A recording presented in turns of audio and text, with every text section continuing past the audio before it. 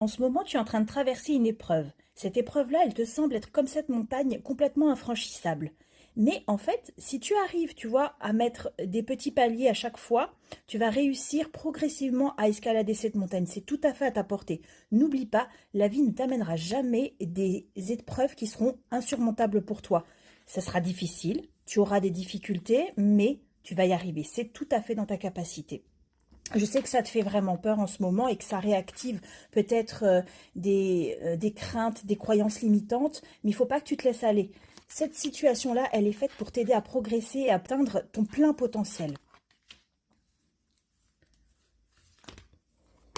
Tu vois, cette situation-là, elle va te permettre d'atteindre un ancrage. Tu vas pouvoir retrouver une forme de stabilité que tu as peut-être perdue avant cette épreuve-là, ou du moins cette épreuve-là, elle te donne l'impression d'être déstabilisée, mais en réalité, ça va te permettre d'atteindre un ancrage qui sera beaucoup plus stable que ce que tu avais jusqu'à présent.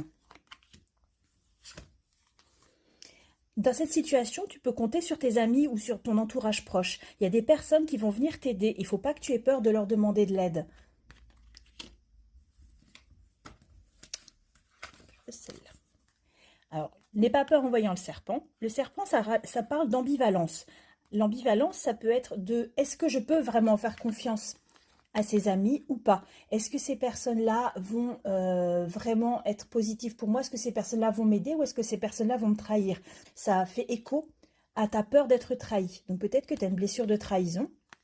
Et en tout cas, on t'invite ici à essayer d'apprendre à faire confiance. Apprends à faire confiance à ces personnes-là et apprends à te faire confiance à toi. Apprends à faire confiance en tes aspirations, en tes projets et en ton intuition. Et le serpent, c'est un animal qui mue, donc cette mue, ça représente la transformation également. Donc il va falloir que tu fasses un choix. Est-ce que tu vas écouter ton mental et tes croyances limitantes ou est-ce que tu vas écouter ton intuition, tes besoins, tes envies profondes? Est-ce que tu vas écouter cette voix qui te pousse à essayer d'entreprendre des nouvelles choses et de faire confiance à des nouvelles personnes? Ah. Donc cette personne, cette amie ou cette personne qui va t'aider, c'est une personne avec qui tu entretiens un lien d'âme. Alors, les liens d'âme, c'est pas forcément amoureux, ça peut être aussi amical. Ça peut être une âme sœur. Les âmes sœurs, ça peut être amical ou ça peut être amoureux. En tout cas, c'est une personne qui est là pour t'aider et tu peux vraiment lui faire confiance. C'est une personne que tu as déjà connue par le passé et qui va venir t'aider dans cette situation-là. En tout cas, c'est tout le bien que je te souhaite et je te remercie pour ton écoute. Si tu veux trouver mon oracle, il est en ce moment sur Ulule, c'est l'oracle de Séléné.